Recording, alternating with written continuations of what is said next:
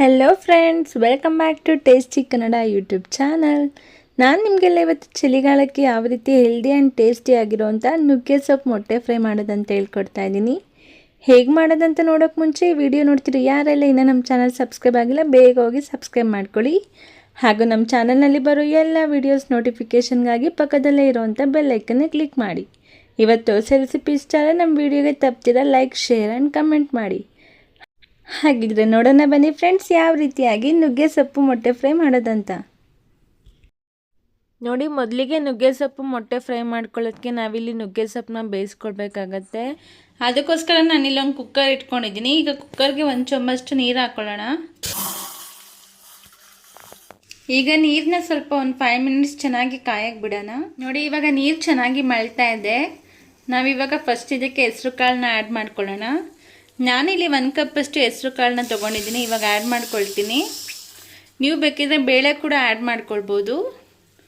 ನಾನಿಲ್ಲಿ ಮೊಟ್ಟೆ ಆ್ಯಡ್ ಮಾಡೋದ್ರಿಂದ ಹೆಸರು ಕಾಳು ತುಂಬ ಚೆನ್ನಾಗಿರುತ್ತೆ ಅಂತ ಹೆಸರು ಕಾಳು ಆ್ಯಡ್ ಮಾಡ್ಕೊಂಡಿದ್ದೀನಿ. ಮತ್ತು ಇನ್ನೊಂದು ರೀಸನ್ ಏನಪ್ಪ ಅಂದರೆ, ನಾವಿಲ್ಲಿ ನುಗ್ಗೆ ಸೊಪ್ಪು ಹೀಟಿನ ಪದಾರ್ಥ ಅಲ್ವಾ, ಹೆಸರು ಕಾಳು ತಂಪಾಗಿರೋದ್ರಿಂದ ನಾವಿಲ್ಲಿ ಎರಡನ್ನೂ ಬ್ಯಾಲೆನ್ಸ್ ಮಾಡೋಕ್ಕೋಸ್ಕರ ಹೆಸರು ಕಾಳನ್ನ ಆ್ಯಡ್ ಮಾಡ್ಕೊಳ್ತಾ ಇದ್ದೀನಿ. ಇವಾಗ ನಾವು ಇದಕ್ಕೆ ನುಗ್ಗೆ ಸೊಪ್ಪನ್ನ ಆ್ಯಡ್ ಮಾಡ್ಕೊಳ್ಳೋಣ.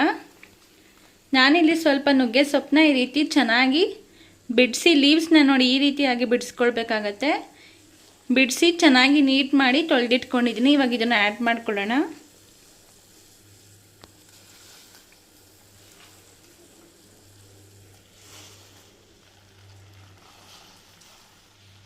ನೋಡಿ, ಇವಾಗ ನಾವಿಲ್ಲಿ 1 ಟೇಬಲ್ ಸ್ಪೂನ್ ಅಥವಾ 2 ಟೇಬಲ್ ಸ್ಪೂನಷ್ಟು ರಾಕ್ ಸಾಲ್ಟ್ನ ಆ್ಯಡ್ ಮಾಡ್ಕೊಳ್ಳೋಣ. ಈಗ ಲಿಡ್ನ ಕ್ಲೋಸ್ ಮಾಡಿ ನಾವಿಲ್ಲಿ ಒಂದು 2 ವಿಷಲ್ ಅಥವಾ 3 ವಿಷಲ್ನ ಕೂಗಿಸ್ಕೊಳ್ಳೋಣ.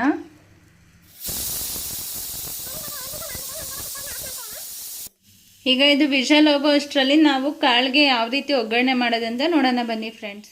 ನೋಡಿ, ಮೊದಲಿಗೆ ನುಗ್ಗೆ ಸೊಪ್ಪಿಗೆ ಕಾಳು ಒಗ್ಗರಣೆ ಮಾಡ್ಕೊಳ್ಳೋದಕ್ಕೆ ನಾನಿಲ್ಲಿ ಒಂದು 5 ಟೇಬಲ್ ಸ್ಪೂನಷ್ಟು ಆಯಿಲ್ ಆ್ಯಡ್ ಮಾಡ್ಕೊಳ್ತಾ ಇದ್ದೀನಿ. ಈಗ ಆಯಿಲ್ನ ಒಂದು ಸ್ವಲ್ಪ ಚೆನ್ನಾಗಿ ಕಾಯಕ್ಕೆ ಬಿಡೋಣ. ನೋಡಿ, ಇವಾಗ ಆಯಿಲ್ ಸ್ವಲ್ಪ ಚೆನ್ನಾಗಿ ಕಾದಿದೆ. ನಾವು ಇದಕ್ಕೆ ಸಾಸಿವೆನ ಆ್ಯಡ್ ಮಾಡ್ಕೊಳ್ಳೋಣ. ನಾನಿಲ್ಲಿ 1 ಟೇಬಲ್ ಸ್ಪೂನಷ್ಟು ಸಾಸಿವೆ ತೊಗೊಂಡಿದ್ದೀನಿ. ಇವಾಗ ಆ್ಯಡ್ ಮಾಡ್ಕೊಳ್ಳೋಣ. ಈ ರೀತಿಯಾಗಿ ಸಾಸಿವೆ ಚಟಪಟ ಅಂದಮೇಲೆ ನಾವು ಕರಿಬೇವಿನ ಸೊಪ್ಪನ್ನ ಆ್ಯಡ್ ಮಾಡ್ಕೊಳ್ತಾ ಇದ್ದೀನಿ.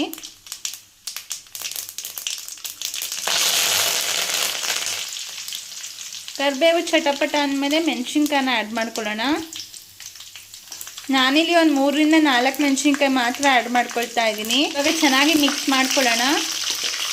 ನಾನು ಖಾರದ ಪುಡಿ ಆ್ಯಡ್ ಮಾಡ್ಕೊಳ್ಳೋದ್ರಿಂದ ಮೆಣಸಿನ್ಕಾಯನ್ನ ಜಾಸ್ತಿ ಆ್ಯಡ್ ಮಾಡ್ಕೊಳ್ತಾ ಇಲ್ಲ.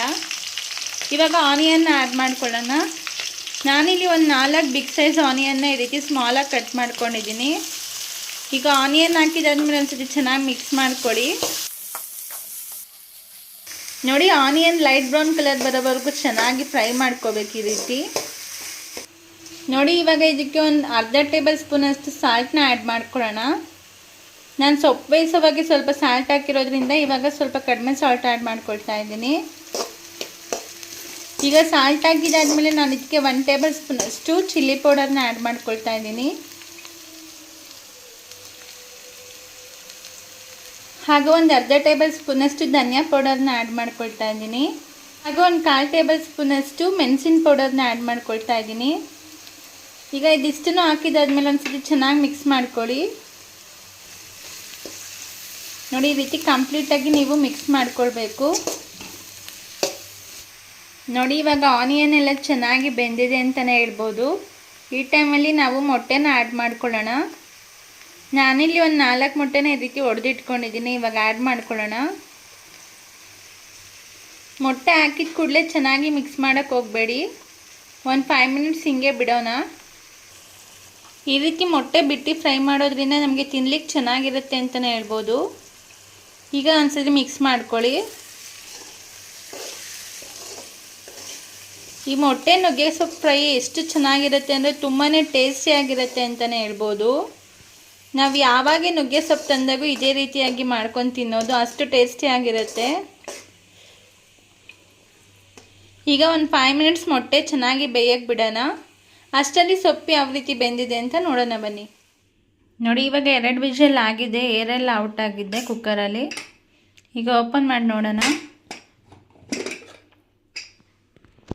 ನೋಡ್ಬೋದು ನೀವು ಹೆಸ್ರು ಕಾಳು ಎಷ್ಟು ಚೆನ್ನಾಗಿ ಬೆಂದಿದೆ, ಸೊಪ್ಪು ಕೂಡ ಅಷ್ಟೇ ಚೆನ್ನಾಗಿ ಬೆಂದಿದೆ ನೋಡಿ. ಇವಾಗ ಕಾಳು ಒಗ್ಗರಣೆ ಮಾಡ್ಕೊಂಡಿದ್ವಲ್ಲ ಅದಕ್ಕೆ ಇದನ್ನು ಆ್ಯಡ್ ಮಾಡ್ಕೊಳ್ಳೋಣ ನೋಡಿ. ಇವಾಗ ನಾವು ಇದಕ್ಕೆ ಸೊಪ್ಪನ್ನ ಆ್ಯಡ್ ಮಾಡ್ಕೊಳ್ಳೋಣ ನೋಡಿ. ನಾನು ಬೇಯಿಸಿಟ್ಕೊಂಡಿರೋ ಸೊಪ್ಪನ್ನ ಈ ರೀತಿಯಾಗಿ ಚೆನ್ನಾಗಿ ನೀರು ಹಿಂಡ್ಕೊಂಡು ಆ್ಯಡ್ ಮಾಡ್ಕೊಳ್ತಾ ಇದ್ದೀನಿ. ಕೆಲವೊಬ್ಬರು ನೀರು ಹಿಂಡದೆ ಆ್ಯಡ್ ಮಾಡ್ತಾರೆ, ಆವಾಗ ಟೇಸ್ಟ್ ಅಷ್ಟು ಚೆನ್ನಾಗಿರಲ್ಲ. ಈ ರೀತಿಯಾಗಿ ನೀರು ಹಿಂಡಿ ಆ್ಯಡ್ ಮಾಡೋದ್ರಿಂದ ಟೇಸ್ಟ್ ತುಂಬಾ ಸಖತ್ತಾಗಿರುತ್ತೆ ಅಂತಲೇ ಹೇಳ್ಬೋದು ನೋಡಿ. ಇವಾಗ ಸೊಪ್ಪಾಗಿದ್ದಾದ್ಮೇಲೆ ಚೆನ್ನಾಗಿ ಮಿಕ್ಸ್ ಮಾಡ್ಕೊಳ್ಳೋಣ ನೋಡಿ. ಈ ರೀತಿಯಾಗಿ ಕಂಪ್ಲೀಟಾಗಿ ಚೆನ್ನಾಗಿ ಮಿಕ್ಸ್ ಮಾಡ್ಕೊಳ್ಳಿ ನೋಡಿ. ಇವಾಗ ಕಂಪ್ಲೀಟಾಗಿ ಮಿಕ್ಸ್ ಮಾಡ್ಕೊಂಡಿದ್ದಾಯಿತು. ಈಗ ನುಗ್ಗೆ ಸೊಪ್ಪು ಮೊಟ್ಟೆ ಫ್ರೈ ರೆಡಿ ಆಗಿದೆ. ಇವಾಗ ಸರ್ವ್ ಮಾಡೋಣ ಬನ್ನಿ ಫ್ರೆಂಡ್ಸ್. ನೋಡಿದ್ರಲ್ವ ಫ್ರೆಂಡ್ಸ್ ಯಾವ ರೀತಿಯಾಗಿ ಹೆಲ್ದಿ ಆ್ಯಂಡ್ ಟೇಸ್ಟಿಯಾಗಿ ನುಗ್ಗೆ ಸೊಪ್ಪು ಮೊಟ್ಟೆ ಫ್ರೈ ಮಾಡ್ಕೊಳ್ಳೋದಂತ. ಈ ರೆಸಿಪಿನ ನೀವು ನಿಮ್ಮ ಮನೇಲಿ ಕೂಡ ಟ್ರೈ ಮಾಡಿ ನೋಡಿ, ಹೇಗಾಗಿತ್ತಂತ ನಮಗೆ ಕಮೆಂಟ್ ಬಾಕ್ಸಲ್ಲಿ ತಿಳಿಸಿ. ಈಗಂತೂ ನುಗ್ಗೆಕಾಯಿ ಸೀಸನ್ ಆಗಿರೋದ್ರಿಂದ ನುಗ್ಗೆ ಸೊಪ್ಪು ಎಲ್ಲ ಕಡೆ ಸಿಗುತ್ತೆ, ಹಾಗಾಗಿ ನಿಮ್ಮ ಮನೇಲಿ ಕೂಡ ನೀವೊಮ್ಮೆ ಟ್ರೈ ಮಾಡಿ ನೋಡಿ. ಇದೇ ಥರ ಟೇಸ್ಟಿ ರೆಸಿಪೀಸ್ಗಾಗಿ ನಮ್ಮ ಟೇಸ್ಟಿ ಕನ್ನಡ ಯೂಟ್ಯೂಬ್ ಚಾನಲ್ನ ಸಬ್ಸ್ಕ್ರೈಬ್ ಮಾಡ್ಕೊಳ್ಳಿ. ಮತ್ತೆ ಸಿಗೋಣ ಇನ್ನೊಂದು ಹೊಸ ವಿಡಿಯೋ ಜೊತೆ. Thank you for watching.